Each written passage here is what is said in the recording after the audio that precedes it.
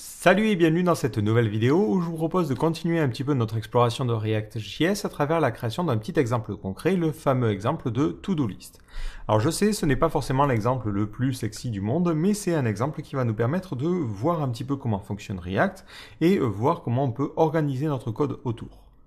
Donc en plus de découvrir React, on va aller un petit peu plus loin dans cette vidéo-là.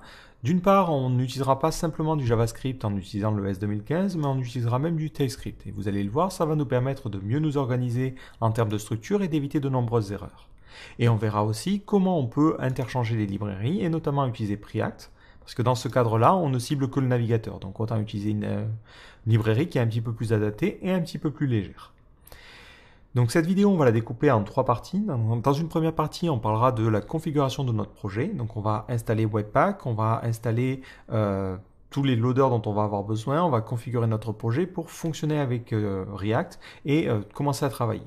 Dans une seconde partie, on va mettre en place le store. Donc c'est la classe qui va permettre de représenter les données et d'interagir avec ces données-là. Et enfin, dans la dernière partie, on fera la partie interface où là justement on câblera notre store en utilisant React ou Preact. Donc ceci étant dit, je vous propose de commencer. Donc au niveau de mon terminal, je vais créer un nouveau dossier que je vais appeler todo MVC pour être original. Ensuite, je vais me rendre dans ce dossier-là et à l'intérieur, je vais initialiser npm. Donc je fais un coup de npm init-y pour automatiquement configurer les choses. Donc je remercie la personne qui m'a parlé de ce drapeau-là. Ensuite, je vais pouvoir ouvrir ça au niveau de mon IDE. Donc j'utilise ici IntelliJ, mais vous pouvez utiliser absolument n'importe quoi. Donc pendant qu'il est en train d'ouvrir ça, je vais aussi, au niveau de mon projet, installer les différentes dépendances dont je vais avoir besoin. Donc la première chose à faire, c'est de faire un coup de npm install en dépendance de développement, et on va installer Webpack, Webpack-dev server, crossenv, qui va nous permettre de gérer les variables d'environnement suivant les différents systèmes d'exploitation, TypeScript pour compiler le TypeScript, tsloader pour gérer le TypeScript avec Webpack, et ensuite on utilisera tslint et tslintloader pour pouvoir bien organiser notre code. Mais on le fera dans un second temps. Donc pour l'instant, on va simplement installer ces différentes dépendances. Une fois que c'est installé, dans notre package.json, je vais tout de suite modifier la partie script et rajouter nos deux scripts pour lancer l'environnement de dev et l'environnement de prod. Donc lorsque l'on fait dev, je lui demanderai de lancer d'abord de définir la variable d'environnement node-env à development. Et ensuite, tu lanceras un coup de webpack-dev-server et tu activeras le hot reload. Même si on ne le configurera pas, j'ai pris l'habitude de faire ça. Si je lance build, je veux que tu mettes en variable d'environnement node-env à production et tu lanceras simplement webpack. Donc pour que webpack fonctionne, il faut à la racine de mon projet avoir un fichier webpack.config.js. Alors là, on va avoir une configuration assez simple. Donc je vais d'abord créer une variable config et tout de suite, je vais importer, parce que je sais que je vais en avoir besoin en amont, la variable path. Donc ça permettra de résoudre des chemins et de mettre des chemins absolus. Donc je fais un require de path. Donc d'abord, on a le point d'entrée. Donc le point d'entrée, ça sera le dossier courant, suivi de src, suivi de main.tsx. Donc on utilisera du TypeScript, donc c'est .ts, et vu qu'on utilisera le virtual DOM, ça sera .tsx. Ensuite, je lui précise comment il doit sortir les fichiers.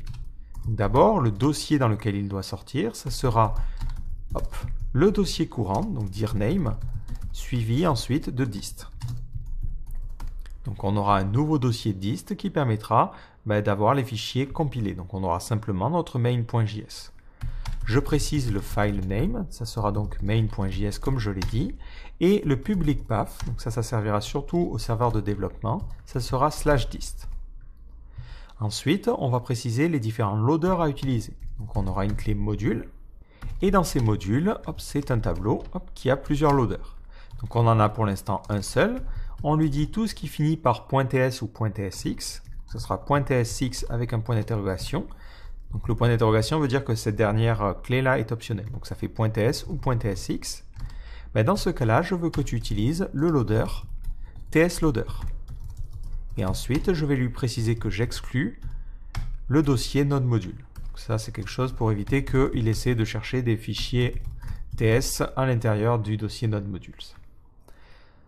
D'ailleurs, je vais rajouter aussi une clé resolve qui va me permettre de lui indiquer que par défaut, il va devoir résoudre les extensions .ts et .tsx. Donc si je ne précise pas d'extension, tu cherches d'abord un .js, mais ensuite tu cherches un .ts et enfin un .tsx.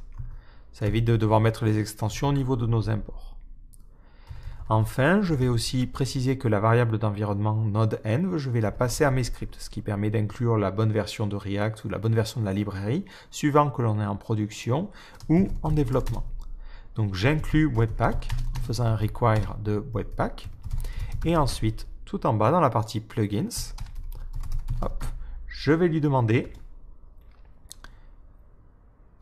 de rajouter un new webpack.definePlugin et je lui passe comme process.env la variable node-env. Donc ça c'est quelque chose que vous retrouvez dans à peu près toutes les configurations.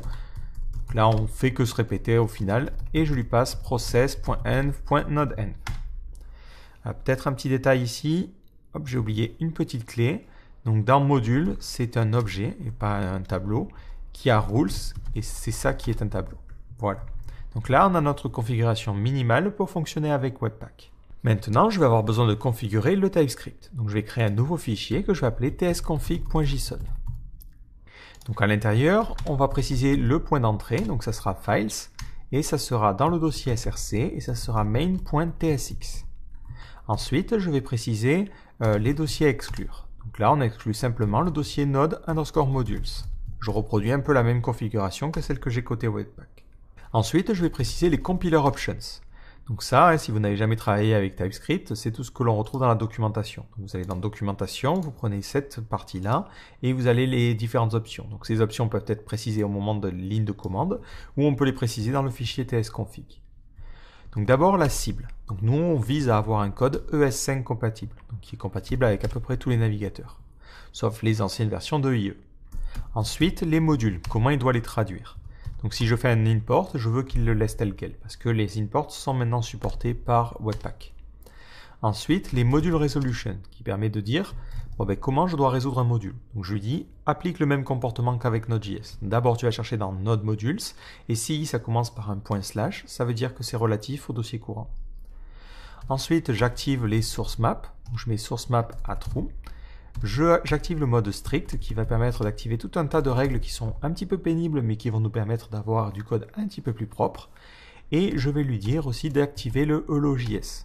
Ça veut dire que depuis du TypeScript, on peut inclure du JavaScript. Donc avec cette configuration, on devrait être en mesure de travailler. Donc je vais créer mon fameux dossier main.tsx. Donc pour l'instant, on fera quelque chose de assez simple. On fera un document.body.innerHTML et on mettra à l'intérieur « Salut les gens ». C'est juste pour tester. Ensuite, je vais créer mon fichier index.html. Donc là, je ne vais pas utiliser mon snippet, on va l'écrire à la main. Donc je crée mon doctype HTML5, j'ouvre la balise HTML, je mets ma partie head, donc on va mettre un petit title, on mettra des mots, très original, et une méta pour préciser l'encodage à utiliser, et on utilisera de l'UTF-8 ici. Et enfin, mon body, et dans mon body, je vais charger mon script. Donc je vais charger ici, dans le dossier src, ça sera /dist/main.js. Côté terminal, je fais un coup de npm run dev pour me lancer mon serveur de développement. Alors il me sort une petite erreur. Effectivement, dans mon webpack.config.js, j'ai oublié d'exporter à la fin. Donc c'est un module.exports et j'exporte ma configuration. Sinon, effectivement, il n'arrive pas à lire la configuration et il ne comprend pas ce que je veux faire. Donc je vois bien que ça compile correctement et si je me rends sur ma page web, j'ai bien mon salut les gens qui s'affiche. Maintenant, on va essayer d'inclure React. Donc je vais commencer par charger React et React DOM. Ensuite, au niveau de mon index.html, je vais créer une nouvelle div qui va avoir l'ID app. C'est dans cette div-là que je chargerai mon application. Donc au niveau de mon main.tsx, je vais lui demander d'importer render from react-dom. Et ensuite, je vais lui dire, je veux que tu rendes une div qui va faire salut les gens. Donc là, je peux utiliser comme du JSX mon virtual DOM et je mettrai ça dans un document .getElementById app. Donc je récupère l'élément app. Donc si j'essaie de faire un coup de npm run dev, ici il va me sortir une petite erreur. Donc d'abord, il ne comprend pas le JSX. Donc au niveau de mon tsconfig.json, je vais lui rajouter, lorsque tu vois du JSX, tu le convertis par rapport à React. Globalement, ça veut dire qu'il mettra devant notre virtual DOM un react.createElement. Si j'essaie de faire une modification, donc ici on va juste modifier ça, j'ai toujours le problème. Donc je vais relancer un coup de npm run dev et on voit tout un tas d'erreurs. Et on nous parle notamment d'un fichier de déclaration. Donc par défaut, quand on inclut React DOM, le TypeScript il ne sait pas de quel type il s'agit. Donc pour l'aider, on peut importer des types en faisant un coup de npm install-d et on va installer @types/react. Et de la même manière, on prendra aussi react-dom. Donc ça, ce sont des fichiers. Oups là, j'ai fait un rem au lieu d'un npm. Ouf. Donc là, en fait, ça va permettre d'inclure des fichiers de définition qui expliquent au TypeScript comment fonctionnent ces deux librairies-là. Donc si je fais un coup de npm run dev à nouveau, ça devrait fonctionner. Alors, il y a juste une petite erreur, c'est qu'il ne connaît pas la grosse variable React. En effet, ici, en fait, ce que ça fait, c'est que ça va remplacer par un react.createElement. Donc pour que lui ne s'y perde pas, il faut importer React. Donc je fais un import React from React. Mais attention, React n'a pas de export par défaut. Si vous regardez à l'intérieur, vous avez plein d'exports différents, mais pas un export default. Donc ici, il faut lui dire importe tout et donne-lui l'alias React, ce qui permet de refaire fonctionner notre script. Si maintenant je me re-rends sur la page, j'ai bien mon salut les gens qui fonctionne avec mon E en trop. Donc si je réactualise, ça me donne bien le comportement attendu. Donc là, mon React fonctionne correctement. Et j'ai même ici mon extension React qui fonctionne. Donc si j'inspecte et que je vais dans la partie React, je vois mon petit composant. Impeccable. Donc là justement on va parler de l'alternative. Si vous voulez utiliser Preact, donc vous faites un npm install Preact. Donc par défaut il vient avec les fichiers de définition, donc vous n'avez pas besoin d'importer @types/preact. Vous importez juste ici render depuis Preact. Voilà. Et ensuite au niveau de votre tsconfig, par défaut, il va essayer de faire un react.createElement. Dans le cas de Preact, c'est une fonction qui s'appelle hash simplement. Donc ici, vous pouvez changer le JS Factory et lui dire, plutôt que d'avoir un react.createElement, je veux que tu utilises hash. Et dans ce cas-là, il faut l'importer. Donc je lui dis importe hash et render depuis Preact. Rien qu'en faisant ces changements, si je relance mon environnement de développement, il me sort une toute petite erreur parce que ici, il se dit, parfois ça peut être nul, ce qui pose problème. Donc je peux forcer le système en disant, ça c'est quelque chose de type element. Comme ça évite les problèmes. L'autre erreur, vous pouvez l'ignorer pour l'instant, c'est parce qu'on a importé à la fois Preact et le type React. Donc ici, il mélange un petit peu les pinceaux. Mais si ici, je rajoute 2E, je vois que ça fonctionne correctement. Donc vous pouvez utiliser l'une ou l'autre des deux librairies sans aucun souci. Donc pour la suite de cette vidéo, on va pas trop s'embêter. On va utiliser, on va laisser React, vu que c'est la librairie la plus connue, mais sachez que si vous utilisez Preact, ça se fait de cette manière-là. Et lorsque vous allez utiliser des composants, vous chargez juste component et hash, et ça va fonctionner. Donc je reviens en arrière, hop. Voilà, donc on avait dit, on importait tout depuis React, on avait notre élément. Je vais préciser ici que c'est un élément par défaut. Et ensuite, je supprime, donc je fais un npm uninstall Preact. Et pendant que c'est en train de se désinstaller, on va aussi parler du tslint. Donc je vais simplement laisser une petite erreur ici et mettre des doubles quotes. Alors c'est pas vraiment une erreur, le code continue à fonctionner. Si je fais un npm run dev, ça devrait fonctionner correctement. Si ce n'est ici que, effectivement, il faut que j'enlève ce factory là. Le souci, c'est qu'on aime bien avoir un code qui est propre et qui correspond à des standards par défaut. Donc on va installer tslint, donc on fait un coup de npm en dépendance de développement, tslint et tslint-loader. De la même manière, on va charger pour tslint le loader standard. Donc ça, c'est un loader que l'on retrouve aussi ailleurs, qui permet en fait de dire, vous mettez que des simples quotes, pas de point-virgule à la fin des lignes, et tout un tas de trucs plus ou moins pénibles. Ça dépend après de ce que vous voulez faire. Mais au moins, ça nous évite de devoir définir toute cette configuration à la main. Ça définit beaucoup de choses pour nous. Voilà. Donc je vais laisser ça s'installer. Et ensuite, il faut créer un fichier tslint.json à la racine qui contiendra ça. Donc à la racine de mon projet, hop, je vais créer un nouveau fichier tslint.json et j'y mets ça. Et au niveau de notre webpack.config.js, je vais rajouter une nouvelle règle et je vais lui dire qu'il doit utiliser le tslint-loader, mais par contre, on veut que tu le lances avant les autres. Donc on met ici enforce après. Ça veut dire que tu dois lancer cette règle-là avant les autres. Donc je relance un coup de npm run dev. Et là, je vois l'ensemble des règles qui ont été définies. Et si je descends un petit peu en bas, on me donne des warnings. Alors par défaut, moi je le laisse configurer à warning, c'est-à-dire que ça ne bloque pas l'exécution du script. Ça vous sort juste des erreurs que vous devriez corriger.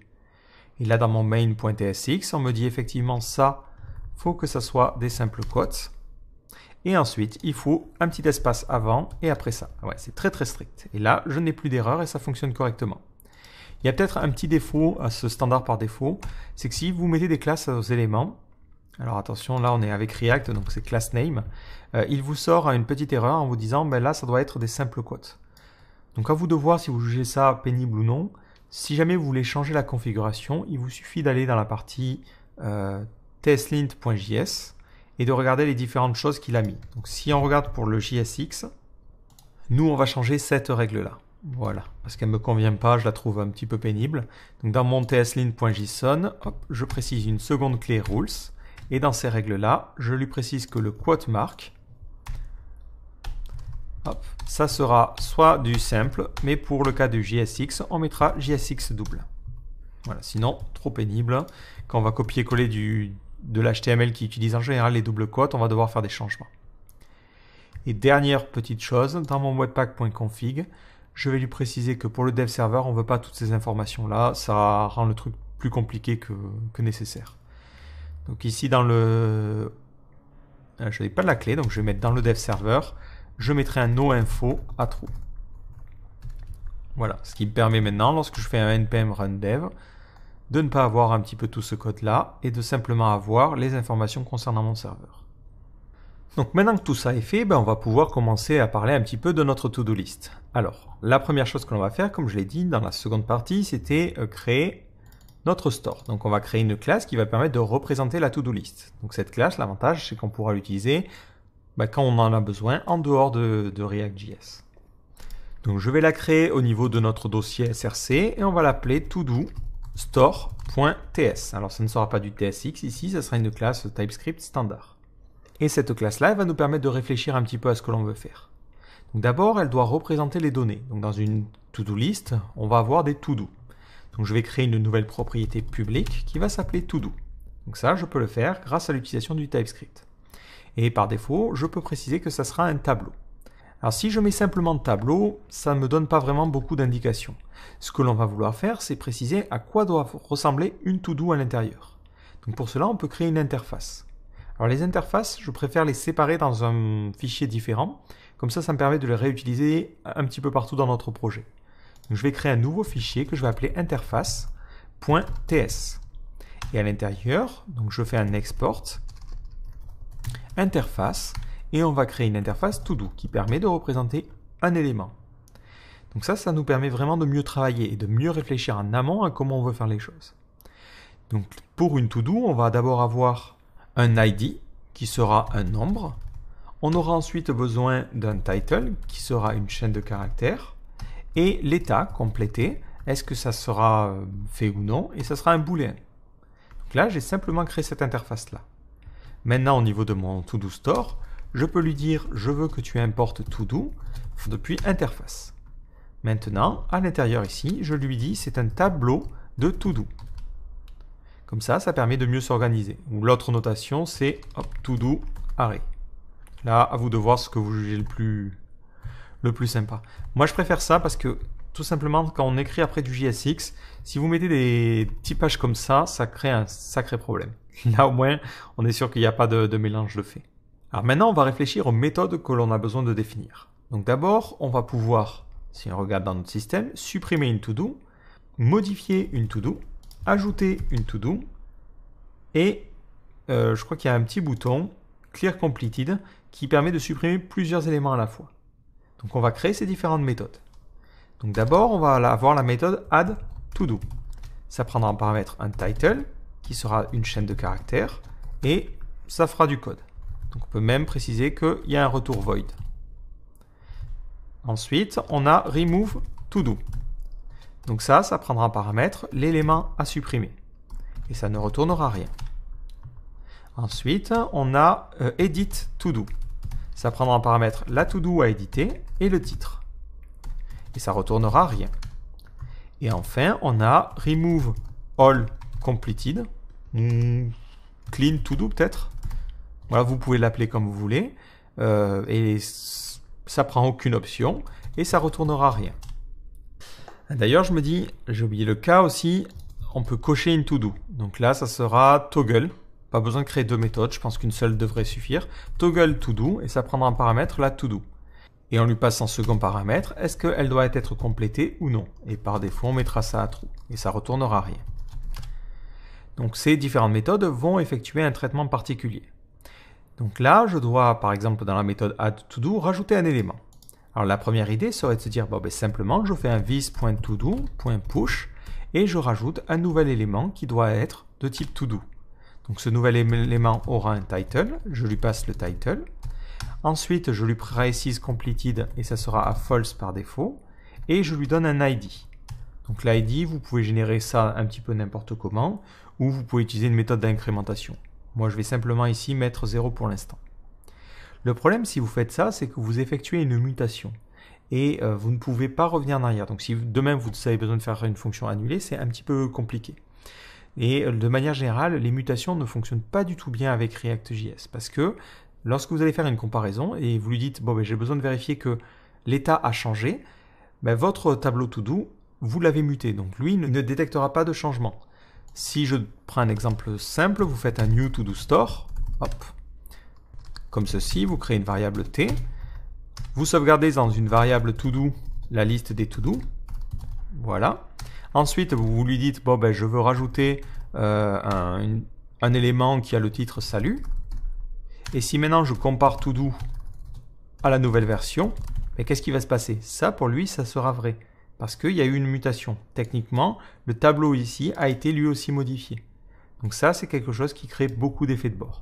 Donc là, plutôt que de faire un push, ce que l'on va faire, c'est qu'on va plutôt créer un nouveau tableau. Donc vous pouvez utiliser la méthode concat qui permet de retourner un nouveau tableau et ensuite vous le sauvegardez. Ou vous pouvez utiliser la syntaxe, alors je crois que c'est de l'ES7. Par défaut, tu vas prendre ce nouvel objet, hop, et ensuite tu rajoutes la liste des to-do. Donc ça sera this.todo. Et ça, tu vas le sauvegarder dans la variable. Comme ça, en fait, à chaque fois, on a effectivement une nouvelle version qui ressort. Alors juste histoire de vérifier notre code, ce que je vais faire, c'est que je vais faire un import ici. On va l'appeler s from to-do store. D'ailleurs, je n'ai pas mis d'export. Donc ici, on va exporter cette classe par défaut. Et au niveau de mon main.tsx, je mettrai simplement un console.log de s. Je fais ça pour que maintenant il essaie de compiler notre TypeScript et qu'il nous sorte les petites erreurs. Alors je mets les erreurs sur un côté de mon écran parce que ça sert à rien de les laisser là. Mais globalement pour l'instant il râle parce qu'il me dit que todo ici a un type any. Donc ça vient du mode strict. Il faut toujours typer les variables. Là s'il ne sait pas ce que c'est, il râle. Donc je lui précise que ces variables là sont de type todo. Et le title c'est de type chaîne de caractères. Ça nous permettra ensuite de beaucoup mieux nous aider au niveau de notre système. Et ensuite, hop, je fais un petit reformatage automatique. Donc ça, j'ai configuré mon IDE pour que ça fonctionne un petit peu correctement avec le TSLint. Donc maintenant que j'ai cette méthode add_to_do, je vais pouvoir créer le remove_to_do. Donc là, globalement, je dois créer un nouveau tableau sans cet élément-là.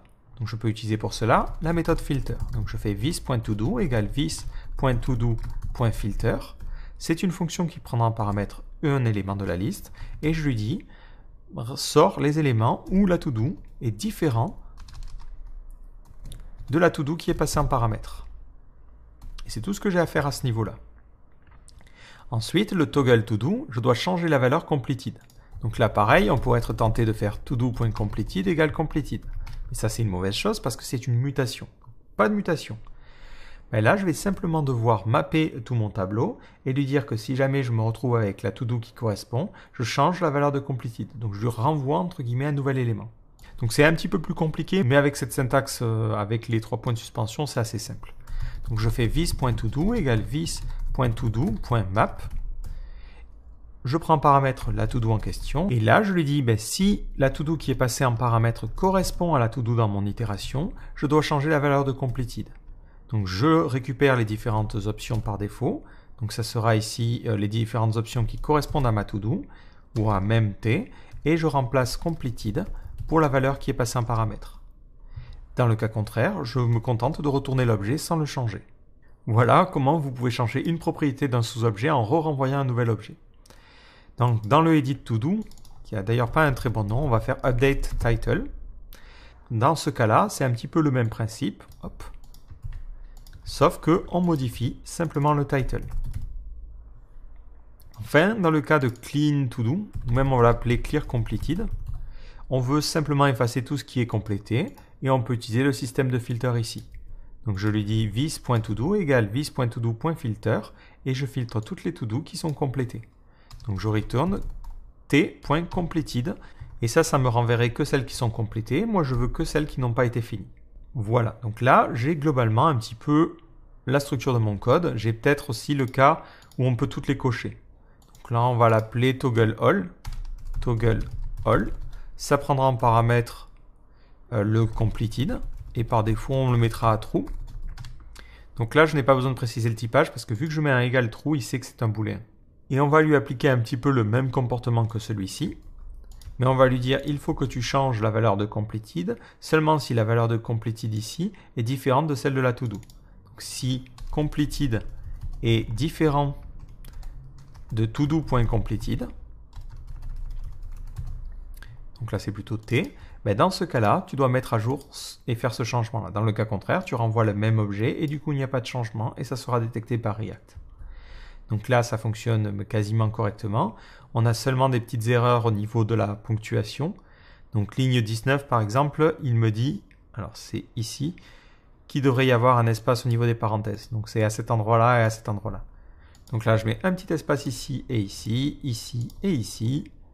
Voilà, après si vous jugez ça trop pénible, libre à vous de le changer. Mais moi j'aime bien avoir un code qui est vraiment propre et au moins tout le monde code de la même façon. On n'a pas de surprise au niveau de la qualité du code. Il y a juste peut-être un petit détail, c'est l'ID, on veut qu'il s'auto-incrémente. Alors on pourrait partir sur quelque chose qui se base sur du temps ou des choses un petit peu compliquées. Nous on va partir du principe que cet objet ne vivra que pendant la session d'un utilisateur et on va créer un incrémenteur nous-mêmes. Donc je vais créer une méthode statique qui va s'appeler increment. Cette méthode statique, elle va se baser sur une propriété qui va s'appeler i. Si i est undefined, dans ce cas-là, on fera this.i égale 0. Et ensuite, on retournera this.i++. Donc je peux utiliser cette méthode-là. Donc à cet endroit-là, je lui dis increment. Donc ça me donnera un nouveau numéro à chaque fois. Et juste au passage, il me souligne ça en rouge parce que i n'existe pas. Et donc tout en haut, je vais avoir une nouvelle propriété privée qui sera statique, qui sera i, qui aura par défaut la valeur 0. Et je n'ai pas besoin de préciser le typage parce que 0 est un nombre. Ça me permet aussi d'ailleurs de réduire un petit peu mon code. Maintenant, on va pouvoir passer à la partie interface. Alors pour l'interface, on va se baser sur cet exemple-là. Je vais juste créer deux éléments et les cocher. Et ensuite, je vais inspecter le code HTML. Et on va prendre tout ce code-là. Ensuite, je vais aller le mettre dans un composant. Donc, je vais avoir besoin de créer un nouveau composant React.js qu'on va appeler TodoList.tsx. Alors, pour créer mon composant, je commence par importer React. Donc, attention, c'est import everything as React from React. Ensuite, je crée mon composant. Donc, je fais un export default. La classe va s'appeler TodoList et va extends de React.component avec un C majuscule. À l'intérieur, je vais avoir ma méthode render et cette méthode render, elle retournera notre virtual DOM. Alors par défaut, il souligne pas mal de choses en rouge. Donc d'abord, classe n'existe pas. Ça, il faut remplacer tous les classes par des class names, parce qu'ils ont choisi d'utiliser plutôt les attributs HTML plutôt que simplement classe. Ensuite, par défaut, l'HTML n'auto-ferme pas certains éléments, comme les inputs, donc nous, il faut qu'on pense à les fermer. Donc les labels, ça c'est bon, cet input-là, il faut l'auto-fermer. Alors là, pourquoi il souligne ça? Il doit y avoir un input quelque part à l'intérieur, donc là, voilà. Donc globalement, c'est les inputs et les BR. Si vous en localisez, il faut penser à les fermer. Donc là, j'ai dû en louper un. Donc il y a un button et il y a un input ici. L'avantage de l'IDE ici, c'est qu'il souligne tout en rouge. Par contre, ne vous focalisez pas trop, il y a beaucoup de code HTML, mais ensuite on va décomposer dans plusieurs sous-composants. Donc ensuite, il me sort ici qu'il y a un problème avec le style. Donc ça, on l'enlève. Le for, c'est HTML for et non pas for. Là, pareil, on n'a pas de style. L'autofocus aussi, on le fera en JavaScript. Donc, c'est quand on monte, on mettra l'autofocus sur le premier champ. Et ici, on enlève le style. Donc là, il a fini de râler. Et ça devrait être bon. Ensuite, je vais pouvoir charger ce composant au niveau de mon main.tsx. Donc ici, je vais faire un import. Je vais importer ToDoList from ToDoList. Ensuite, je l'inclus à cet endroit-là. Et je ne lui passe aucun paramètre. Donc j'inclus ToDoList et je l'auto-ferme. Si je sauvegarde et que je réactualise ma page, alors c'est ici, hop, j'ai bien mes différents composants.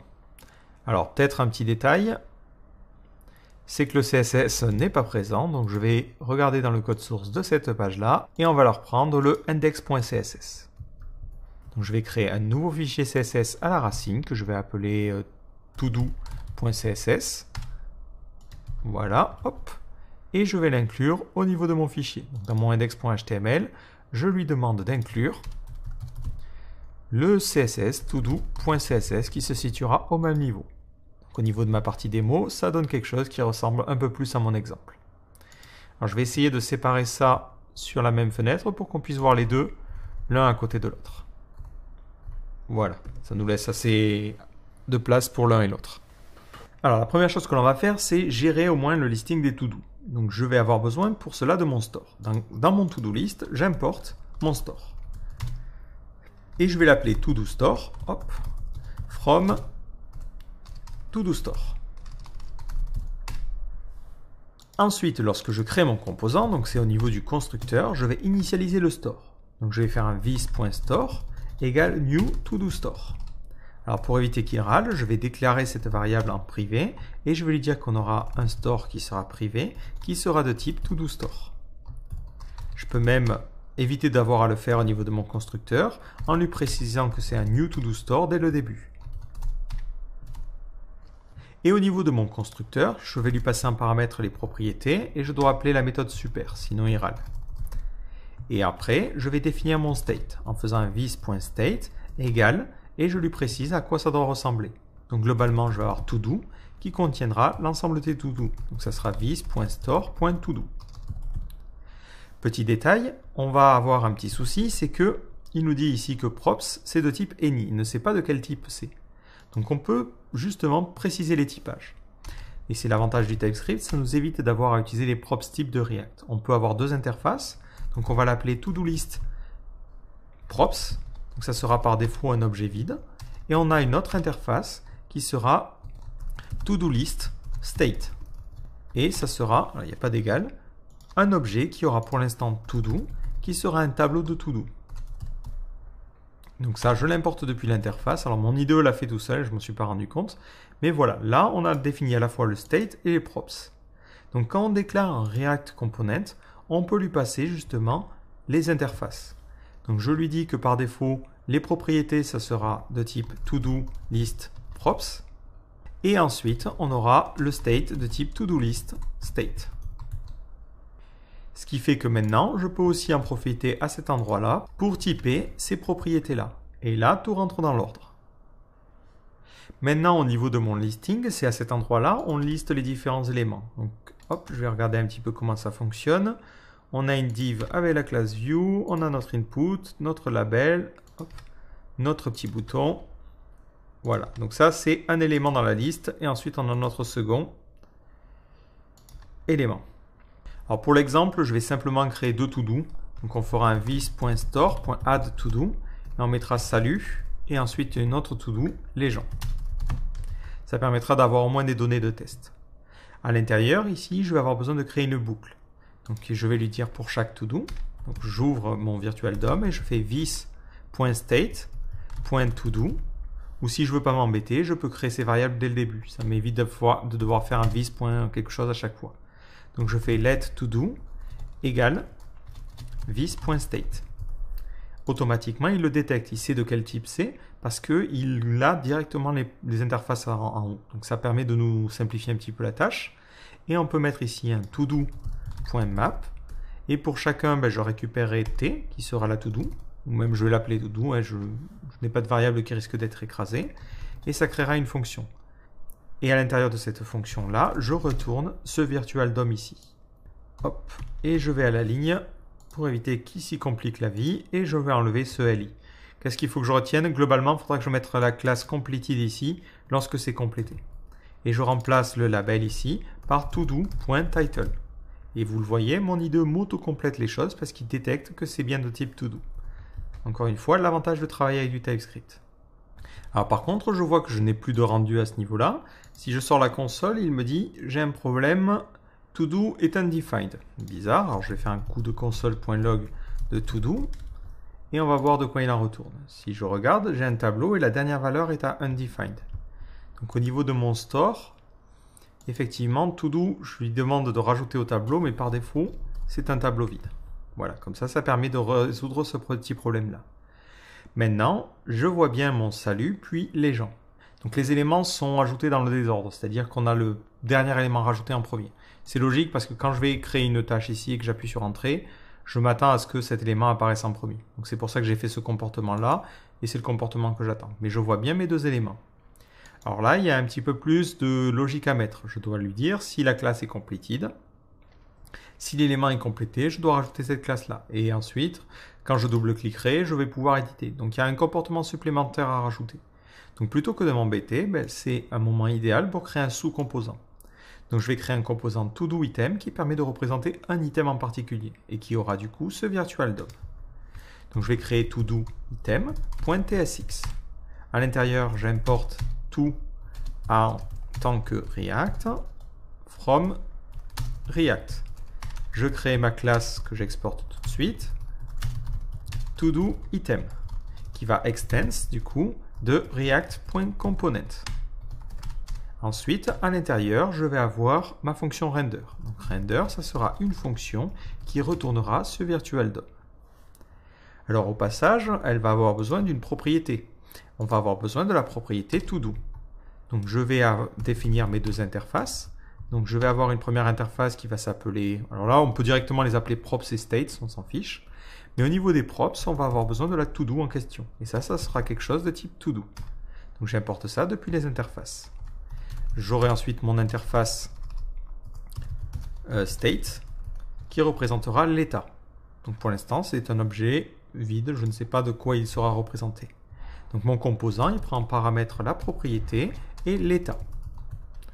Maintenant, au niveau de mon render, je vais pouvoir lui dire, au niveau de la class name, je veux que tu mettes completed seulement si mon todo est complété. De la même manière, le data ID ne sert à rien ici. Et on voit qu'il me souligne todo en rouge parce que je ne l'ai pas importé. Donc je vais lui dire, crée une variable todo. Et ça, tu le récupères depuis les propriétés. vis.props. Et ça, il le devine automatiquement parce qu'on l'a mis là-haut. Alors, le petit souci que l'on a à cet endroit-là, pour completed, moi, ce que j'aimerais bien faire, c'est lui passer un objet. Lui donner quelque chose de ce type-là. Ça serait un objet, on mettrait completed si todo est complété. Donc, vous pouvez vous créer une fonction qui permettrait de reproduire ce comportement-là, ou si vous cherchez, donc je vais ouvrir, hop, une nouvelle fenêtre, mais c'est, vous avez dans npm.js, hop, une méthode qui a été créée par les créateurs de Preact qui est classNames, qui vous permet en fait de faire exactement ce que je vous ai dit. Donc je vais l'installer. Donc au niveau de mon terminal, hop, je fais un coup de npm install en dépendance classique. Donc il n'y a pas besoin de mettre quoi que ce soit. Et on met namespaces et on doit importer le type, sinon il ne va pas savoir comment fonctionne cette fonction-là. Et je sais pas pourquoi j'ai mis namespace ici, c'est class names. Voilà, hop, class names.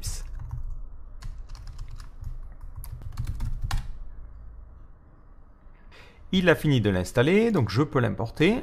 Donc vous pouvez l'appeler comme vous voulez. Eux, ils l'appellent CX, je trouve que c'est un bon nom. Et on importe ça depuis class names. Et là, je peux lui dire, fais un coup de CX et applique ça. Hop. D'ailleurs, là, il continue de me le souligner en rouge. Si je regarde dans class names, c'est un peu le même principe qu'ailleurs. Donc là, c'est un import étoile as CX. Et au niveau de mon navigateur, il me sort une petite erreur parce qu'il a besoin d'une clé pour identifier les différents éléments. Et c'est là que le système d'ID intervient. Donc dans mon to-do list, je peux lui passer ici une clé. Donc je remplace tout ça par un simple to-do item. Donc il va automatiquement importer tout en haut. Et ensuite, je lui passe la to-do. Donc la to-do, ça sera to-do. Et je lui passe aussi une clé pour qu'il puisse les identifier. Donc la clé, ça sera todo.id. Et j'auto-ferme ce composant-là. Si je sauvegarde, ben je vois bien que mes éléments s'affichent correctement et on n'a plus de problème. Et avec le class name, ça va fonctionner. Donc si au niveau de mon système, je lui précise que tous les éléments que je rajoute sont maintenant complétés, donc je mets un completed à true, automatiquement il passe en mode complété. Donc ce système de classe, c'est un petit raccourci et ça nous évite de devoir créer des méthodes pour rien. Donc maintenant, je veux pouvoir cocher une case. Et je vois quand je coche quelque chose, il ne se passe rien. Donc le problème, c'est que la case se trouve dans ce to-do item et c'est le to-do list qui a accès au store, qui a accès du coup à la méthode qui permet de toggler entre guillemets une to-do. Donc ça veut dire qu'au niveau de mon to-do item, je vais avoir besoin au niveau des propriétés d'une méthode onToggle. Donc cette méthode onToggle, ça sera une fonction qui prendra en paramètre un booléen qui sera checked. Ça sera un booléen. Et le retour, on s'en fiche complètement. Donc ça peut être un retour void. Donc là, j'en profite à chaque fois pour typer les choses. Donc maintenant, au niveau de mon to-do list, je vais avoir au niveau de mes propriétés, elles vont être soulignées en rouge parce qu'il me dit, ben moi je m'attends à avoir un onToggle et je n'ai rien. Donc je peux lui passer le onToggle et à l'intérieur, je lui passe la fonction. Ou même, on peut carrément se dire, ben, au niveau de mon to-do item, en fait, plutôt que de passer checked, tu passeras to-do, qui sera donc de type to-do. Et l'avantage, c'est qu'une fonction dans notre store correspond à ça. C'est la fonction toggle to do. D'ailleurs, ici, on peut se passer de ce completed. Je me dis que toggle to do, c'est simplement cocher ou décocher. Et dans ce cas-là, on lui dira que completed, ça sera différent de t.completed. Voilà, ça permet d'inverser entre guillemets le rôle. Donc au niveau de mon to-do list, je peux directement passer la fonction de mon store qui correspond à l'interface que l'on a définie. Ça prend to-do et ça retourne void. Donc je peux lui dire ici this.store.toggle to-do. Et je ne lui passe aucun paramètre. Au niveau de mon to-do item ici, je vais lui dire lorsque l'on le change, donc ça va être dans ce input là, lorsque tu changes, tu vas appeler une fonction toggle. Donc ça sera this.toggle. Cette fonction, je vais aller la créer juste en dessous. Donc ça sera une fonction publique qui prendra en paramètre l'événement. Ce qu'elle fera, c'est qu'elle fera un e.prevent default. Voilà. Et histoire de conserver le this, je peux lui dire que toggle, ce sera plutôt une fonction et on l'écrit avec la fonction fléchée. Donc ça fera un e.prevent default. Et je peux préciser, ça sera un form event ici. Ou même simplement un event.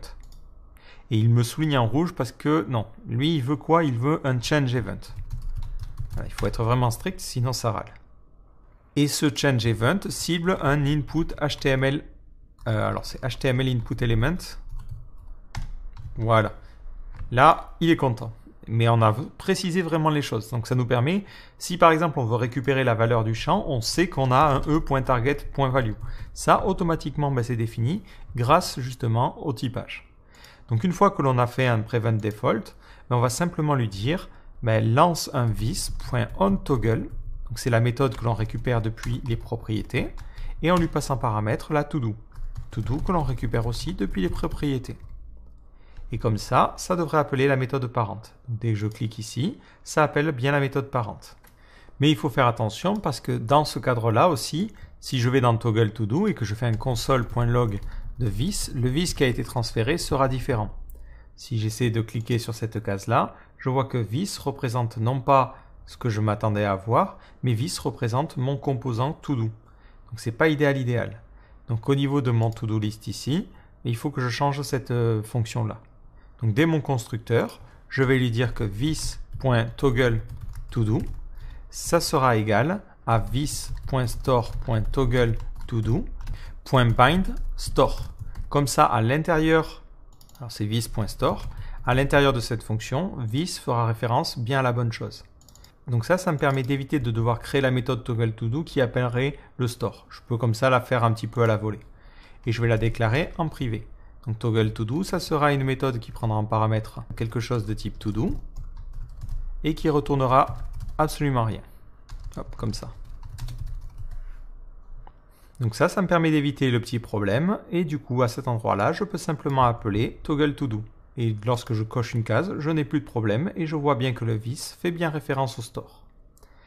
En revanche, je ne remarque aucun changement. Il y a un petit problème, je devrais voir cet élément-là qui se coche. Donc ça, c'est tout simplement lié au fait que lorsque l'on fait une modification, lorsque une méthode du store est appelée, le store modifie todo, mais le composant, lui, n'est pas du tout informé des choses. Donc ce que l'on pourrait faire, c'est de se dire, bon, ben, cette fameuse méthode toggleToDo, je vais aller la créer. Alors, je vais commenter ça, hop, et commenter ça. Je vous montre un petit exemple de ce qu'il ne faut pas forcément faire et ensuite on fera mieux. Donc toggleToDo, ça serait une méthode qui prendra en paramètre la todo, donc on l'appellerait todo, et qui retournerait absolument rien. À l'intérieur de cette méthode-là, on ferait un coup de vis.store.toggleToDo, on lui passerait en paramètre la todo, et ensuite on informerait notre composant qu'il y a eu un changement. Donc on peut lui faire une fausse information en lui donnant absolument rien. Et pour que ça fonctionne, il faut que je lui bind le bon comportement. Du coup, à cet endroit-là, on écrirait plutôt les choses de cette manière-là. Voilà. Et par contre, ça n'a pas forcément fonctionné. Je confonds avec Preact. Preact, il accepterait ce genre de choses. Dans le cas de React, il faut vraiment lui dire ce qui a changé. Sinon, lui, il va détecter qu'il n'y a aucun changement au niveau du state. Il ne fera aucun changement. Mais là, si j'essaie, je coche ma case, je vois que ça fonctionne correctement. Le problème, c'est que si jamais on avait quelque chose qui gérerait les choses de manière asynchrone au niveau de notre store et on atteint un retour serveur, on n'aurait pas de moyen directement de détecter les changements. Donc le mieux, c'est d'avoir un store qui nous informe des changements. Donc ce que l'on va faire, c'est qu'on va créer une méthode onChange au niveau de notre store. Donc je vais créer onChange et ça prendra en paramètre un callback, donc on va l'appeler CB. Et ce callback, ça sera quelque chose qui prendra en paramètre le store et qui n'aura besoin de rien retourner. Donc ça retournera du void. Et ça, hop, on va l'appeler store, ce paramètre. Donc ce onChange, il va simplement enregistrer le callback dans une liste. Donc je me dis d'ailleurs, ça serait un bon moment pour définir le type. Et ça va être callback ou todo ou change callback. Et ça prendra le store qui sera de type toDoStore et ça retournera du void où on se fiche de ce que ça retourne. Donc dans mon change callback, ça me permet ensuite de pouvoir le typer à cet endroit-là. Donc je vais avoir une nouvelle propriété qui sera privée pour le coup, qui s'appellera callbacks. Et ça sera un tableau de callback. Au niveau de ma méthode onChange, je vais simplement lui dire dans les callbacks, je veux que tu pushes ce nouveau callback. Maintenant, dès qu'il va y avoir un changement, donc dès qu'on fait un remove, un toggle ou n'importe quoi, il va falloir informer les différents callbacks. Donc je vais avoir une méthode inform qui ne prendra absolument aucun paramètre et qui se chargera de prendre les différents callbacks. Donc on va faire un petit for each et qui va simplement les appeler. Donc ça prendra un callback à chaque fois et ça les appellera. Et c'est tout ce que l'on aura besoin de faire. Et il me le souligne en rouge parce que ce callback s'attend à recevoir le store en paramètres. Donc maintenant c'est correctement fait et dès que je vais faire un changement, je vais simplement informer tout le monde. Donc j'utilise la méthode vis.inform à chaque changement. Donc lorsque j'ajoute une to-do, lorsque je supprime, lorsque je toggle, lorsque je mets à jour le titre, lorsque je les coche toutes et lorsque je clear les completed. Maintenant au niveau de mon composant principal, je déclare mon store. Je vais lui donner dès le début un state qui est vide. Donc je vais lui dire que par défaut dans le state, on va avoir une liste de to-do qui est vide. et je vais souscrire aux évolutions du store. Donc je vais lui faire this.store.onChange. Ça lancera une fonction qui prendra en paramètre le store et à chaque fois, je peux mettre à jour les informations. Donc c'est-à-dire ici, je fais un this.setState et je vais lui passer en paramètre les to-do. Donc ça sera store.todo. Maintenant, je n'ai plus à m'embêter. À chaque fois qu'il y a un changement fait au niveau du store, mon système sera informé et saura quoi faire. Si je sauvegarde, il me sort une petite erreur en me disant que callbacks est undefined par défaut. Il faut que je prenne l'habitude, c'est à cause de la notation tableau ici. J'oublie de donner la valeur de base à chaque fois. Voilà, donc c'est un tableau vide par défaut. Mais maintenant, automatiquement, mon store va être au courant. Donc la partie où j'ajoute ces fausses to-do là, je ne devrais pas la faire au niveau du constructeur, parce que sinon ça définit des set state à ce moment-là, mais plutôt lorsque le composant est monté. Donc je fais un component did mount, et c'est lorsqu'il est monté que je rajoute les éléments au niveau du store. Et là, je vois qu'automatiquement, ça me met ces éléments-là. Lorsque je coche quelque chose, donc c'était ici, je vais pouvoir remettre mon this.toggle_todo, je redéclare ça en privé, et je vais enlever cette méthode-là. Donc au niveau de mon render ici, je n'ai rien à changer. Mais dès que je coche une case à cet endroit-là, je vois bien que ça se coche. Et il me suffit maintenant de lui dire aussi que lorsqu'on le coche, la valeur ici checked doit correspondre à mon todo.completed. Par contre, si vous mettez en place ce comportement-là, je vous conseille de désactiver ce Prevent Default, sinon ça crée pas mal de conflits. Mais maintenant, je vois que je peux cocher ou décocher la case sans aucun souci. Et ça met l'état complété ou non, suivant le système. Donc maintenant que vous avez compris le principe, vous pouvez essayer de faire le bouton Destroy. Le principe est le même, c'est lorsque l'on clique, il faudra appeler une méthode. Ça veut dire qu'on s'attend ici à avoir un onDestroy qui prendra en paramètre la to-do et qui ne retournera rien.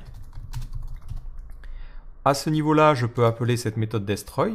Donc je vais avoir besoin ici de la méthode onDestroy et de la méthode onToggle. Je peux me passer en fait des prevent default, donc je n'ai plus besoin de créer ces sous-méthodes-là. Et je peux lui dire, je veux que tu appelles la méthode onDestroy ici.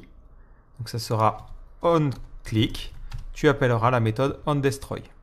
Donc je peux créer cette méthode onDestroy ici. Alors ça sera destroy directement. Ça prendra en paramètre quelque chose de type mouseEvent. Et ce mouseEvent n'a pas besoin de quelque chose en paramètre. Et ce qu'il fera, c'est qu'il prendra la propriété onDestroy. Et il appellera en lui passant en paramètre la todo. Maintenant que j'ai cette méthode-là, je peux lui dire lorsque tu cliques sur le bouton Destroy, il faut que tu appelles la méthode Destroy. Donc ça sera this.destroy. Cette méthode, elle prendra en paramètre, alors là il y a toujours le petit problème, c'est qu'il s'attend à avoir un mouseEvent avec un HTML button element. Oui, hop, HTML button element.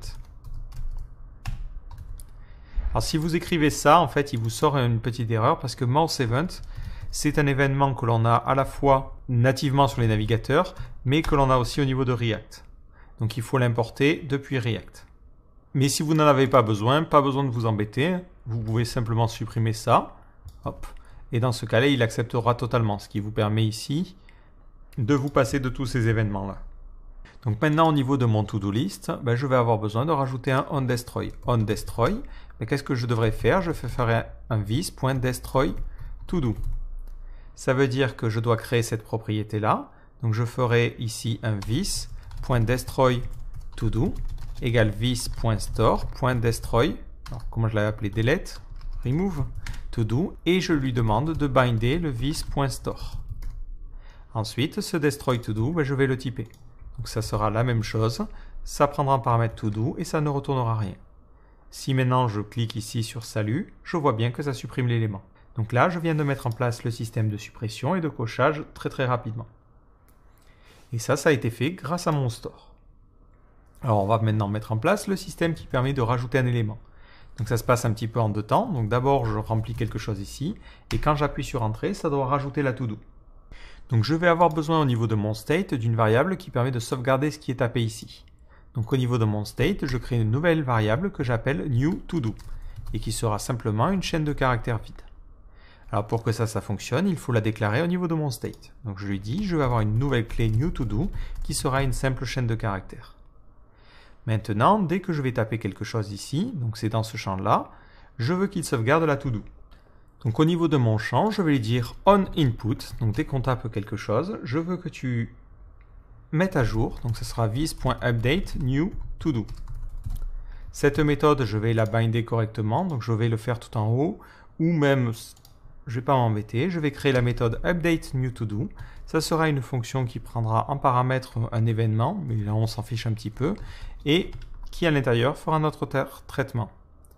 D'ailleurs, on ne s'en fiche pas vraiment parce qu'on va avoir besoin de l'événement pour connaître la valeur. Donc ici, je prendrai en paramètre l'événement et ça sera quelque chose de type form event. Donc j'importe ça tout en haut, hein, comme on l'avait fait tout à l'heure. Et ça prendra en paramètre un HTML input element. Maintenant que j'ai ça, je peux lui dire ici de faire un this.setState et je veux que tu définisses le new to do. Et new to do aura comme valeur e.target.value. Alors par défaut, il y a un petit souci de typage à cet endroit-là. Vous voyez que value, il me dit qu'il ne le connaît pas. Parce que e.target, il ne le voit que comme un élément de type event target. Alors là, si vous voulez être un petit peu plus précis, vous pouvez mettre ça entre parenthèses. Et vous lui dites que ça, vous le recevez sous forme de HTML input element. Comme ça, au moins, il râle plus. Hop. Et attention, c'est pas du virtual DOM, c'est du JS, c'est pas du JSX. Donc ça, à la limite, hop, on va plutôt l'écrire comme ça, as HTML input element. Comme ça, vous voyez que le value ici n'est plus souligné et on n'a plus d'erreur à ce niveau-là. Donc à chaque fois que l'on va taper quelque chose, il va mettre à jour cette valeur-là. Et c'est ce que l'on retrouve ici en bas. Dès qu'on modifie, on voit que notre state change. Maintenant, il faut détecter lorsque l'on appuie sur Entrée. Donc pour détecter la pression sur la touche, on va utiliser le onKeyPress. Donc je vais aller à la ligne pour un petit peu mieux m'organiser. Donc on va avoir le placeholder, le class name, tout ça on le décrémente. Et on va avoir un événement onKeyPress. Et on appellera la méthode addToDo. Donc cette méthode, je vais ensuite la créer. Hop, addToDo. Donc ça sera un événement de type keyboardEvent. Et ensuite, à l'intérieur, je peux faire un console.log e.keycode, ce qui me donnera le code qui a été tapé. Et ce keyboard event, pour éviter qu'il me sorte des erreurs, je vais lui dire que c'est sur un input element. Et du coup, ça veut dire que je dois importer le keyboard event, non pas du natif, mais de React. Donc maintenant, si je tape n'importe quoi, je vois que j'obtiens 0 tout le temps. C'est un petit peu bizarre. Je suis censé obtenir des keycodes différents. Donc là, il faut vraiment faire attention. Alors c'est différent si vous utilisez Preact, et c'est là où il y a déjà des premières différences. Mais vous n'obtenez pas un événement natif dans ce cas-là, mais vous obtenez un synthetic event, qui sont des événements qui sont propres à React.js et qui ont parfois des petits changements. Dans le cas du keyboard event, vous obtenez la clé directement, qui est une chaîne de caractères. Le keycode, par défaut, il n'est pas forcément expliqué, mais on voit qu'il renvoie 0. Par contre, si vous voulez la clé, vous faites e.key, et dans ce cas-là, ça vous renvoie vraiment la clé qui a été tapée. Donc c'est plutôt ça que l'on va vérifier. Donc vous allez lui dire if e.key est égal à enter. Dans ce cas-là, vous allez faire un traitement. Dans le cas contraire, vous ne faites rien. Donc si jamais la clé est égale à enter, dans ce cas-là, il faut rajouter mon élément à ma liste. Donc je peux utiliser le store pour cela. Donc je fais this.store.addToDo et je lui passe en paramètre le this.state.newToDo. Et automatiquement, vous lui passez la valeur. Et de la même manière, je vais aussi changer le state en faisant un this.setState et je lui dis que maintenant newToDo est égal à du vide. Si je sauvegarde, je tape un petit peu n'importe quoi, j'appuie sur Entrée et je vois que mon élément a été rajouté. Par contre, la valeur ici n'est pas changée et effectivement, il faut que je lui dise que la valeur de ce champ-là est équivalente à newToDo. Donc ça sera newToDo comme ceci. Et pour que ça fonctionne, il faut que je lui passe un paramètre en le récupérant depuis le state. Donc je réessaie, je tape n'importe quoi, j'appuie sur Entrée, ce champ se revide automatiquement et mon élément est bien rajouté. Donc là, j'ai fait l'ajout de mon petit élément. Alors maintenant, on va mettre en place le petit compteur ici. Bon, il est assez simple à mettre en place.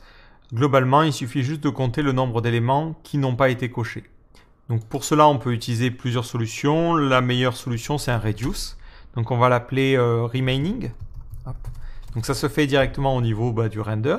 On va prendre le nombre de to-do. On va faire un reduce. On prend en paramètre un callback qui prend la valeur, donc ça sera le total ou le count. Ça prendra la valeur courante, donc ça sera todo. Et ça sera une fonction qui dira que si la todo est pas complétée, donc ça sera différent de todo.completed, ben dans ce cas-là, on retourne count plus 1. Dans le cas contraire, on retourne simplement count. Et enfin, ça prend comme valeur initiale 0. Parce qu'on compte à partir de 0. Je sauvegarde et maintenant je vais pouvoir utiliser cette variable remaining à cet endroit-là. Donc lorsqu'on a un item left, je mets la valeur de remaining. Donc par défaut, on a 2 items, j'en rajoute et on a 3. Donc on peut rajouter aussi un S ici si on le souhaite en disant si remaining est supérieur à 0. Et on peut même dire n'affiche ça que si remaining. Donc on va mettre si remaining est supérieur à 0. Dans ce cas-là, je veux que tu retournes cette span-là. Et là, hop, on voit que si on coche ces 2 cases, ça disparaît. Et dès qu'on en décoche une, on a bien un item left. Et là, je vais rajouter peut-être mon petit S, comme je l'ai dit.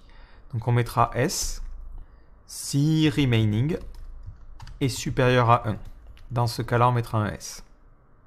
Alors, autre petite chose, c'est cette case-là. Si les 2 cases sont cochées, il faut automatiquement que celle-là apparaisse comme cochée, évidemment. Donc elle apparaît comme cochée si remaining est égal à 0. Donc à cet endroit-là, alors hop, c'était, donc on avait le todo, ça c'est le titre. On a le label à cet endroit-là et on avait le input juste au-dessus. D'ailleurs, on peut désindenter tout ça. Et là, on mettra checked. C'est checked si remaining est égal à 0. Je sauvegarde, je coche, et elle se coche aussi. J'en décoche une, elle se décoche. Par contre, dès que je coche ici, il faudrait que ça toggle un petit peu tout. Donc là, pareil, on avait une méthode au niveau du store. Si on se souvient, c'était la méthode toggle all. Et on lui passe un paramètre s'il doit compléter ou non. Donc cette méthode correspond exactement à ce que l'on veut faire. Donc on va lui dire ici, tu appelleras une méthode qui va s'appeler toggle. Donc cette méthode, je vais aller la créer. Donc tout en bas, on fera un toggle égale une fonction qui prendra en paramètre un événement, qui récupérera le form event depuis React sur un HTML input element. Ensuite, ça prendra une fonction et à l'intérieur, on va lui demander de toggle. Donc pour savoir dans quel ordre il faut toggle, on a besoin de récupérer le nombre d'éléments restants. Donc on est un petit peu embêté. Alors ce qu'on peut faire, c'est encore une fois profiter du TypeScript et utiliser des getters. Donc là, je vais créer une nouvelle propriété. Alors je vais la mettre peut-être juste ici. Ouais, j'aurais plutôt tendance à aller après le constructeur. On va l'appeler remaining. Remaining count. Donc ça sera une fonction.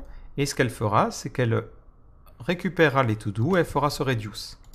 Donc à cet endroit-là, je ferai un this.state.todo.reduce. Et ça, je le return. Ce qui fait que du coup, le remaining count retournera systématiquement un nombre. Donc ça sera un number. Maintenant, dès que j'en ai besoin, plutôt que de m'embêter à faire ça, j'ai simplement ici à faire un this.remaining_count. De la même manière, c'est le seul endroit où on l'avait. Non, je crois qu'il y avait l'histoire de S là. Hop, un petit peu plus bas. On remplace ces remaining par des vis.remaining_count. Donc là, ça changera ici et ça changera ici. Tout en bas, au niveau de mon toggle, je vais pouvoir lui dire je veux qu'au niveau du store, tu appelles la méthode toggle to do et tu le feras seulement si remaining count est supérieur à 0.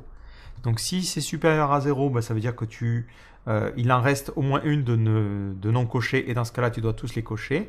Et dans le cas contraire, ça veut dire que tu dois les décocher. Et c'est pas du coup toggle to do, mais c'était toggle all. Voilà. Effectivement, il me dit sinon moi j'attendais un booléen et il y a un petit souci. Donc si je refais un essai, je coche une case, je coche là, ça cache tout, je décoche et ça refonctionne correctement. Donc là, on vient de créer ce petit système-là. Le clear completed doit être fait aussi. Donc là, il est assez simple, c'est un petit peu le même principe. Vu qu'il n'y a pas de paramètres à cette méthode-là, on peut simplement la récupérer depuis le store. Donc on va avoir ici une nouvelle méthode clear completed qui prendra absolument aucun paramètre et qui ne retournera rien. Je définis cette méthode-là en me basant sur le store, donc ça sera this.store.clearCompleted et je lui bind this.store. Et ensuite, au niveau de mon clic sur le clear completed, je vais lui dire lorsque l'on clique dessus, il faut que tu appelles la méthode clearCompleted. Donc ça sera this.clearCompleted. Cette méthode-là et ce bouton-là ne devra s'afficher que si on a des completed. Ça veut dire que le remaining count est différent du nombre de to-do. Du coup, on pourrait créer un autre getter qu'on appellerait completed count et ça serait une fonction qui retournerait un nombre et qui ferait exactement la même chose que ça. Hop. Sauf que ça ne compte que si to-do est complété. Ou on pourrait faire la soustraction entre les deux, peu importe. Et de manière générale, même dans la fonction render, c'est vrai que ce que j'ai écrit là est bon, mais ça a quand même un petit inconvénient, c'est qu'à chaque fois ça appelle le getter, donc ça a un impact en termes de performance. Donc on peut renommer remaining count. Là je vais quand même le laisser à cet endroit-là, mais ça veut dire qu'à cet endroit-là, mieux vaut le faire au tout début, déclarer les variables et ensuite les utiliser dans la vue, c'est un petit peu plus propre. Donc de la même manière, on créera un completed count et ça sera this.completedCount. Ce qui veut dire que je peux maintenant mettre une petite condition ici et lui dire que si completedCount est supérieur à 0, dans ce cas-là, tu affiches le bouton pour les nettoyer. Dans le cas contraire, ça ne sert à rien d'afficher le bouton parce que on n'a pas d'éléments cochés. Donc j'en coche une, je clique sur clearCompleted et je vois que ça les nettoie. Donc là, on est bon. Peut-être une petite chose, ça on va le décocher si elles sont toutes, si on n'a même pas de to-do. Donc dans la partie input ici, ou même on pourrait la cacher. Donc on mettrait si on a todo.length qui est supérieur à 0, dans ce cas-là on affiche ce petit bouton là, et dans le cas contraire on ne l'affiche pas. Voilà, hop. Si je supprime celle-là et celle-là, la case disparaît. Impeccable. Alors, il nous reste deux petites choses, la possibilité d'éditer une to-do en double-cliquant dessus et ce petit système de filtre. Donc on va commencer d'abord par l'édition et on va juste vérifier un truc en termes de performance. Ici, je vais faire un petit console.log render item.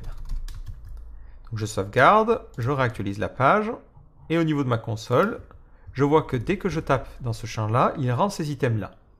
On pourrait se dire, c'est un petit peu bête parce que effectivement, tu rends la liste, mais ces deux items-là, eux, ils n'ont pas changé. Alors, pourquoi tu les re-rends? Donc, dans ce cas-là, on peut éviter un petit peu ce re-rendu en lui disant, bon, ben, est-ce que le composant doit être updaté? Donc, ça prend en paramètre les next props et les next state. Donc, nous, on a besoin de récupérer parmi les prochaines props juste to do. Et ensuite, dans le next state, on a besoin de rien récupérer. Donc là, on va juste lui dire le type.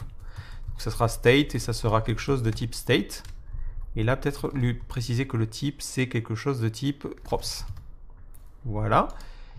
Et je lui dis, bah, tu ne dois rendre que si todo est différent de this.state.todo. Donc de l'état actuel. Non, de props plutôt. Hop. Si effectivement la todo a été changée, dans ce cas-là, on devra faire un re-rendu. Donc si je remets un console.log de render item, mais si je réactualise la page, je vois que si je tape ici, il n'y a pas de re-rendu. Par contre, dès que je coche ici, il y a bien un render qui se fait. Donc ça permet d'optimiser les performances. Donc si vous utilisez React, alors ce n'est pas présent sur Preact, vous pouvez complètement vous passer de ça et lui dire tout simplement que votre composant est un pur component. Et là, ça équivaut un petit peu à ce que je viens d'écrire. Il ne fera des changements et des renders que si jamais une propriété ou un state est changé. Dans aucun autre cas, il n'y a de changement de fait. Donc c'est plus adapté pour notre situation ici. Parce que là, on voit qu'il ne rend que le strict nécessaire. Donc ceci étant dit, on va faire notre système de double-clic. Alors globalement, il me faut savoir si je suis en train d'éditer ou non une to-do list pour pouvoir afficher ou cacher cet élément-là. Et il va me falloir aussi sauvegarder le texte. Donc ça veut dire qu'au niveau de mon state, je vais avoir une nouvelle propriété editing qui sera un booléen et je vais avoir edit ou title qui sera tout simplement un texte, donc une chaîne de caractères.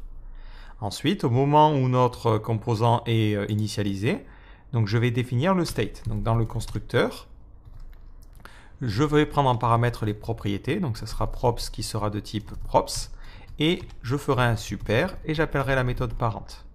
Ensuite, à l'intérieur, je vais pouvoir lui dire this.state, et par défaut, on aura editing qui sera à false, et on aura title qui sera une simple chaîne de caractères vide.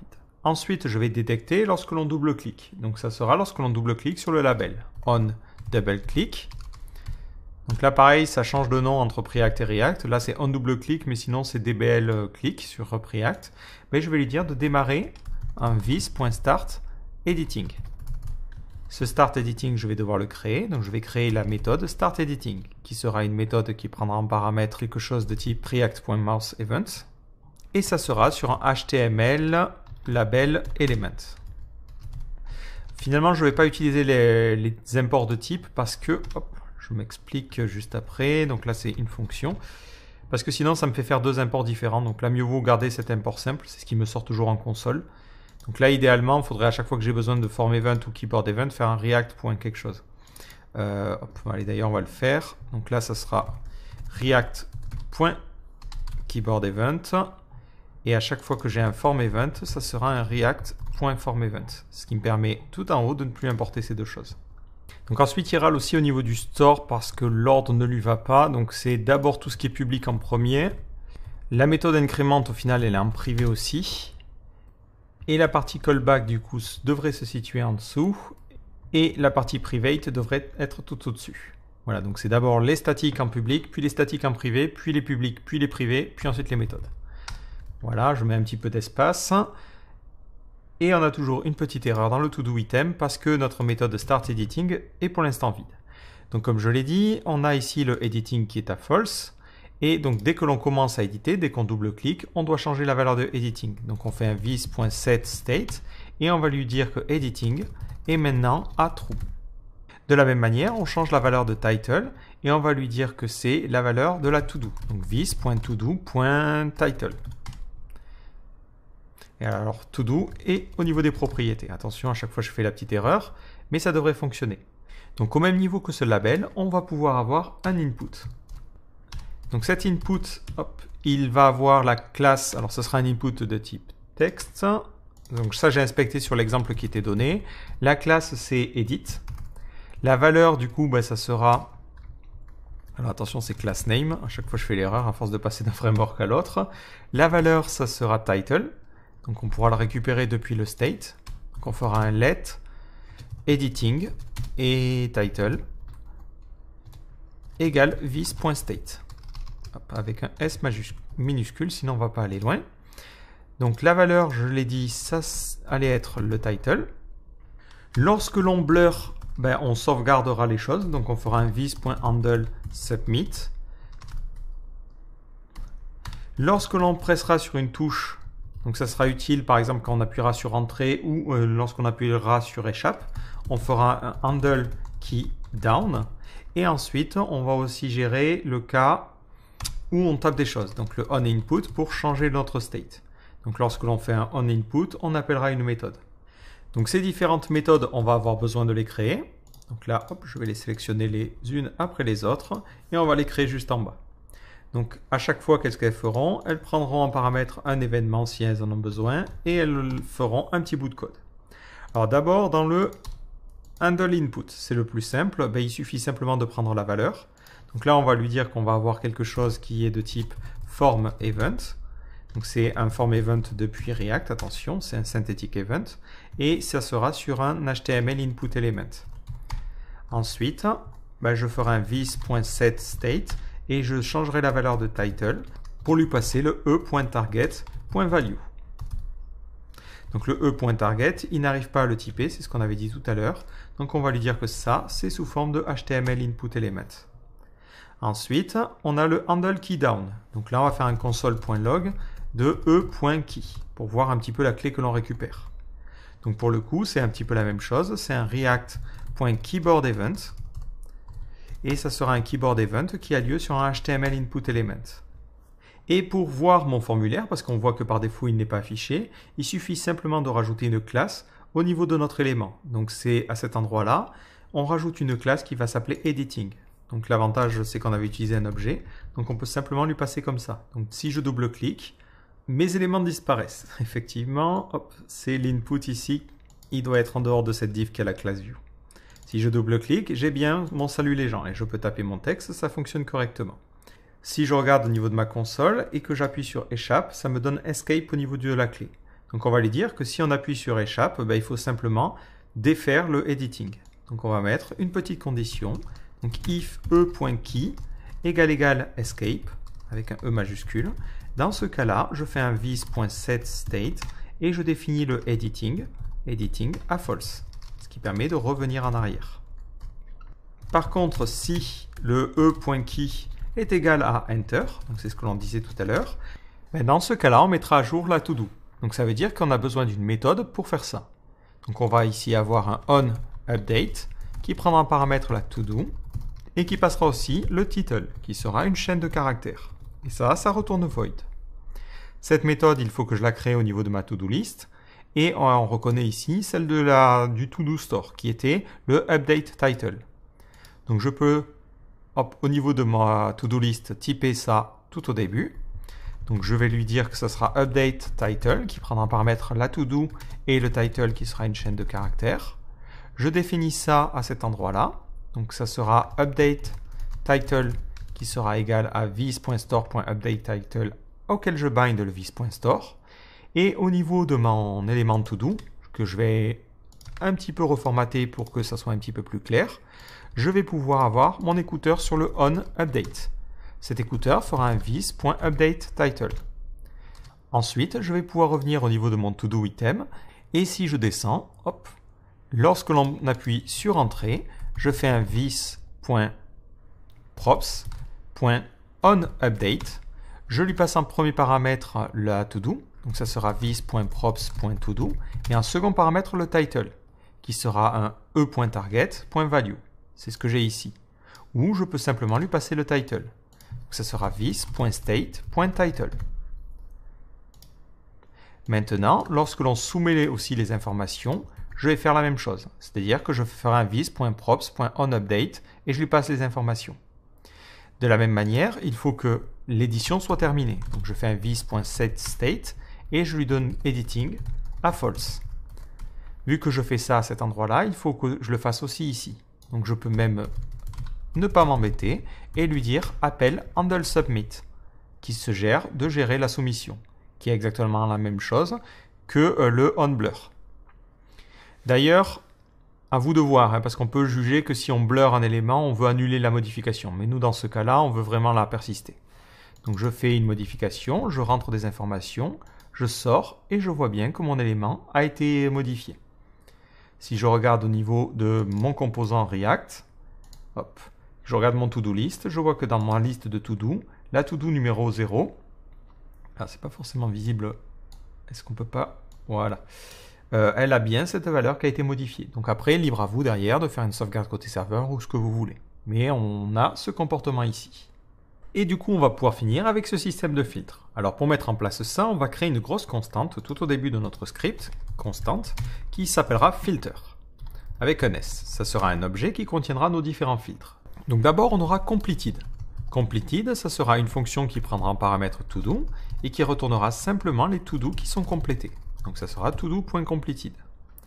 Ensuite, on aura une autre méthode qui sera pour celles qui sont actives. Donc ça se prendra en paramètre la même chose et ça retournera celles qui ont différents de todo.completed. Enfin, on aura le filtre all qui permet de toutes les afficher et dans ce cas-là, ça retourne true quoi qu'il arrive. Donc globalement, on prépare des petites méthodes qui pourront être utilisées pour la méthode filter. Ensuite, au niveau de notre state, on va avoir besoin de savoir quel filtre est actuellement actif. Donc ça sera une chaîne de caractères qui sera soit all, soit completed, soit active. Donc là, attention, on n'écrit pas n'importe quoi et on précise comme ça en fait les noms des différentes méthodes. Maintenant, il faut définir le state au démarrage et on va lui dire que filter, par défaut, il sera sur all. Maintenant, on va pouvoir mettre la classe active si le filtre correspond bien au bon élément. Donc la classe name ici, on va utiliser le import cx as class names. Non, c'était class names. Que je me souvienne comment on avait fait dans le todo item. Hop. Voilà, j'ai une mémoire de poisson, autant pour moi. Et maintenant, je vais pouvoir lui dire ici, je vais récupérer depuis le state le filtre qui est actuellement actif. Et à cet endroit-là, je vais mettre la class name en fonction. Donc globalement, ça sera CX active si le filter est égal à all, active ou completed.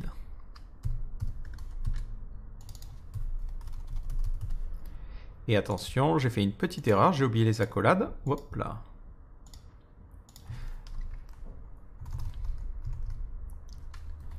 Comme ceci. Et ce n'était pas active, mais plutôt selected. Maintenant, lorsque je vais cliquer, je vais vouloir changer le filtre à utiliser. Donc ici, je mettrai un onClick et on va faire un set filter et je lui passerai un paramètre all. Et là, je lui passerai active et là, je lui passerai completed. Donc ça sera une méthode, donc ça sera this.setFilter. Tout en bas, je vais créer cette méthode setFilter. C'est une méthode qui prendra en paramètre le filtre à mettre en place, donc ce sera une chaîne de caractères. Et même, ce que je peux faire, c'est créer peut-être un type. Donc je crée un nouveau type qui s'appelle FilterOptions, et ça sera par défaut, hop, quelque chose qui ressemble à ça.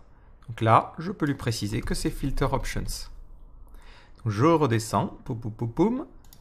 Et dans la partie setFilter, je précise que cette chaîne de caractères là, ça sera quelque chose de type FilterOptions.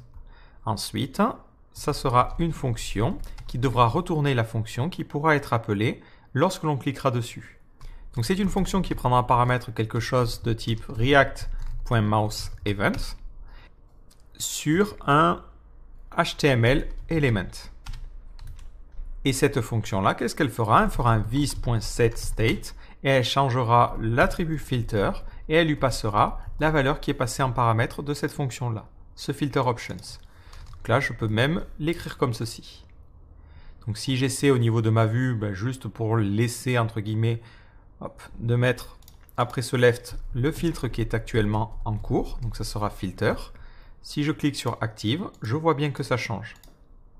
La seule chose qui me reste à faire, c'est tout simplement de créer une variable toDoFiltered.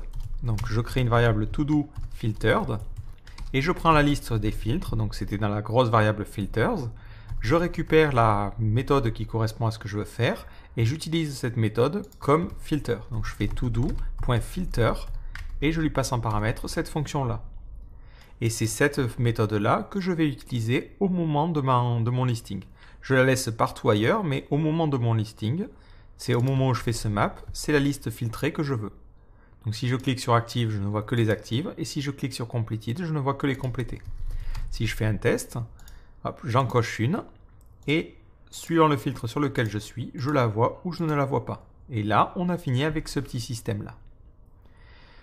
Donc je pourrais même aussi rajouter peut-être un Prevent Default pour empêcher le lien d'avoir lieu. Mais après, ça peut être intéressant de faire comme ils l'ont fait eux, de mettre en place un système qui gère justement les différentes routes et qui fait que si jamais on arrive sur Active, on ne voit que les éléments actifs. De la même manière, il est tout à fait envisageable, et c'est ce qu'ils ont fait dans leurs exemples, dans la partie Store, de se baser sur le local storage pour sauvegarder les to-do et pour pouvoir les persister. L'avantage, c'est que cette partie Store est complètement indépendante de notre vue. On peut la travailler comme on veut, la seule chose que l'on doit faire, c'est penser à informer le store dès qu'il y a eu un changement effectué. Comme ça, automatiquement, tous les composants qui ont souscrit à ce store-là sont informés des changements et peuvent rendre leur vue le cas échéant.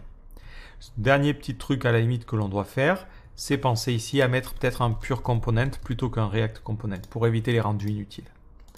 Mais là, on a fini ce petit système de petite to-do list. Donc j'espère que cette vidéo vous aura permis d'y voir un petit peu plus clair avec le fonctionnement de React et vous a permis de voir comment on peut travailler aussi avec du TypeScript. Le TypeScript nous a permis automatiquement de détecter les erreurs. À la moindre changement, si par exemple je rajoute une propriété dans le state qui est obligatoire ou si j'en en retire une, directement on va détecter les changements et il va y avoir des problèmes qui vont être remontés. Donc ça vous permet de voir les erreurs en amont et de mieux travailler avec d'autres personnes et de travailler avec des librairies. Bon, le petit inconvénient, comme on l'a vu, c'est qu'il faut toujours avoir les fichiers de définition dès que l'on veut travailler avec quelque chose. Sinon, ça pose un petit peu de problème. Donc, dans le cas de React, la principale différence qu'il y a, par exemple, avec Preact, c'est vraiment qu'on a un niveau d'abstraction supplémentaire. On l'a vu avec les événements, on utilise ce système de synthetic event. De la même manière, certaines propriétés ne correspondent pas exactement aux propriétés que l'on aurait en HTML, comme class name ou HTML4. Donc ça, c'est quelque chose qui vous permet en fait de pouvoir travailler avec autre chose que de l'HTML. Mais si vous visez quelque chose qui va finir vraiment sur du DOM, autant utiliser Preact. Je trouve qu'en termes de performance, c'est beaucoup mieux, et en termes d'écriture, c'est un petit peu plus simple.